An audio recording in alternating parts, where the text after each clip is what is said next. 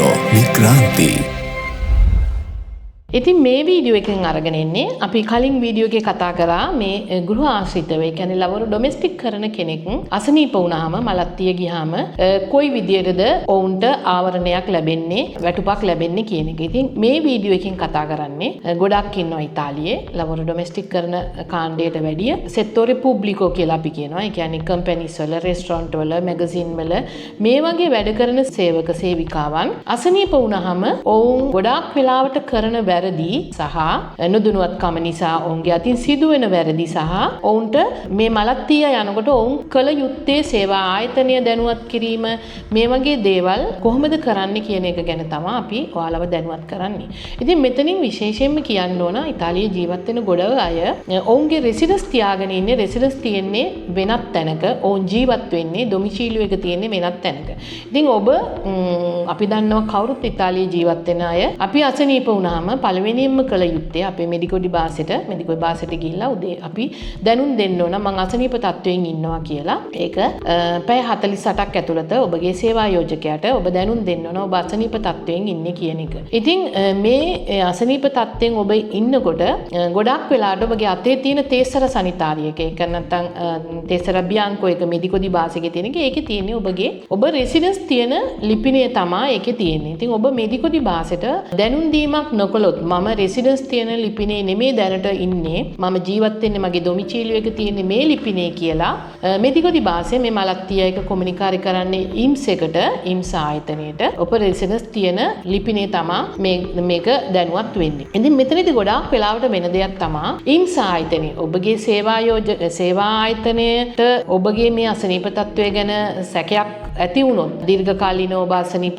තත්වයෙන් ඉන්න ඔබට සැකයක් ඇති වුණොත් කොන්ත්‍රෝල් එකක් ඉල්ලන්න පුළුවන් ඉම්ස් ආයතනයෙන් කොන්ත්‍රෝලි ඩොමිසිලියෝ කියලා කියනවා ආයතනයෙන් ඉල්ලන්න පුළුවන්. ඒ වගේම දීර්ඝකාලීන ඔබ අසනීප තත්වයෙන් සිටින කෙනෙක් ඔබ පිළිබඳව ඕනට සොයා බැලීමක් කරන්න සිදු වුණොත් ඉම්ස් ආයතනයේ වෛද්‍ය කණ්ඩායමේ අදාළ නිලධාරීන් යන්නේ ඔබගේ රෙසිඩන්ස් තියෙන ලිපිනයට. එතකොට මොකද වෙන්නේ මෙතනදී ඔබ ඒ ලිපිනේ නෑ. ඇත්තටම ඔබ අසනීප තත්වයේ සිටින කෙනෙක් නම් ඔබ ගොඩක් වෙලාවට ඉන්නේ ඔබගේ ඩොමිසිලියෝ තියෙන ස්ථානයේ. ඉතින් මෙතනදී කරුණා කරලා ගොඩාක් වෙලාවට අපිට එනවා අපේ ආයතනවලට ලිපි අරන් එනවා ඉම්ස් ආයතනයෙන් ඔවුන්ව දැනුවත් කිරීමක් කරලා තියෙනවා ඔබගේ මේ අසනීප තත්වය ගැන ඔවුන් සෑහීමකටපත් වෙන්නේ ඔබ කොන්ත්‍රෝල්ලි ඩොමිසිලියෝ කරපු වෙලාවේදී ඔබ ඒ ලිපිනේ හිටියේ නැහැ කියන එක. ඉතින් ඒ විතරක් නෙමෙයි ඔබට ඒ දවස්වලට ඔබට ලැබෙන වැටුප ලැබෙන්නෙත් නැහැ. ඒ වගේම ඔබගේ සේවා ආයතනයෙන් ඔබට අපි කියනවා කොන්තෙස්සාසියෝනේ ඩිසිප්ලිනාරේ ලෙටර් එකක් ඔබට ලැබෙන්න පුළුවන්. ඔබ සේවා ආයතනයේ තියෙන නීති උල්ලංඝනය කරා ඔවුන්ව නොමග යැවීමකට ලක් කරා කියලා. ඉතින් එතනදී ඔබට ගොඩාක් ගැටලු වලට මුහුණ දෙන්න සිද්ධ වෙනවා. ඉතින් ඔබ අසනීප වුණාම ඔබ මේ වගේ රෙසිඩන්ස් තියෙන ස්ථානයේ පදිංචි නොවන කෙනෙක් නම් කරුණා කරලා ඔබගේ ඩොමිසිලියෝ එක ඔබ සඳහන් කළ යුතුමයි. ඉතින් ඊට අමතරව ඔබට ඔබගේ සේවා ආයතනයේ ඔබට මාස 6ක් යනකම් ඔබට වැටුප් සහිතව ඔබට මලත්තිය ඉන්න පුළුවන්.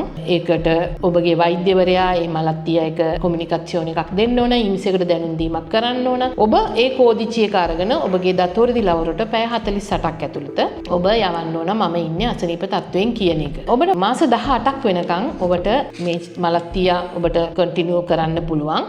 නමුත් පළවෙනි මාස 6ේදී ඔබ අසනීපෙන් ඉඳලා නැවත රැකියාවට ඇතුල් වෙලා ඔබට ආපහු අසනීප තත්වයේ තියෙනවා නම් ඔබට මේ මලත්තිය දිචොත්තු මේසි වෙනකම් මේ මලත්තිය ඔබට ප්‍රෝරෝගා එකක් දික් කිරීමක් කරන්න පුළුවන්. එතනින් එහාට ඔබට සේවා යෝජකයා ඔබ ගැන තීරණයක් ගන්නවා සහ ඉම්ස් ආයතනය ඔබ ගැන තීරණයක් ගන්නවා. ඔබ ඉම්ස් ආයතනයේ වෛද්‍ය කණ්ඩායමේ වැඩිදුර පරීක්ෂණවලට ඔබව යොමු වෙන්න පුළුවන්. ඉතින් ඒ නිසා ඔබ මලත්තිය ඔබ අසනීප තත්වයෙන් ඉන්නකොට ඔබ මේ කරුණු පිළිපදින්න නැත්නම් ඔබගේ රැකියාව ස්ථානයේ මට මේ දැන් දවස් 3කට කලින් තරුණයෙක් කතා කරා මම මේ කියන දේම ඔහුට සිදු වෙලා ඔබ කන්ට්‍රෝල් ලෙවල්ට එනකොට ඉම්ස් එකේ කන්ට්‍රෝල් ලෙවල්ට එනකොට ඔහු ලියාපදිංචි ඔබගේ ලිපිනේ ඉඳලා නැහැ. ඔහු ඇත්තටම ඩොමිසිලියෝ එක තියෙන්නේ වෙනත් තමුන්ගේ මිතුරෙකුගේ නිවසේ. ඉතින් ඒ වගේම තමයි ඉම්ස් ආයතනයේට ඕනම වෙලාවක පුළුවන් ඔබ පිළිබඳව සොයා බලන්න. එන ටයිම් තියෙනවා වෙලාවල් තියෙනවා. උදේ 10 ඉඳලා 12 වෙනකන් වෛද්‍ය නිලධාරීන්ට එන්න පුළුවන් ඔබව බලන්න සහ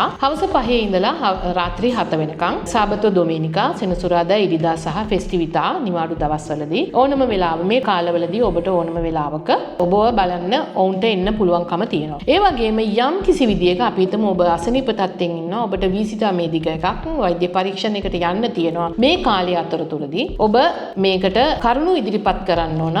නිලධාරී නිවසට පැමිණෙනකොට ඔබ හිටියේ නැති හේතුව හැටියට ඔබට සමාව ලැබෙන්නේ ඔබ වෛද්‍ය පරීක්ෂණයකට ගියොත් පමණයි. වෛද්‍ය පරීක්ෂණයට ගිහින් තිබුණොත් ඒ කරුණු ඉදිරිපත් කරලා ඔබට පුළුවන් මේ ඔබට ලැබෙන වැටුප ඔබට ලබා ගන්න. ඉතින් මම හිතනවා ඔබ අසනීප තවකදී අපි කවුරුත් අසනීප වෙන වෙලාවල් තියෙනවා. ඉතින් ඒ වෙලාවේදී ඔබ මේ නීති ක්‍රියා කරන්න පැය 24ක් පැය 48ක් ඇතුළත ඔබගේ දතෝරි දිලවරට කොමියුනිකේෂනේ අර කෝදිචි එක මෙඩිකෝ දි භාෂා දෙන කෝදිචි එක දතෝරි දිලවරට යොමු කරන්න. ඒ වගේම මේ වෙලාවල් වලදී හැම වෙලේම ඔබගේ දැනුම් දෙන ලද ලිපිනේ ඔබ ඉන්න.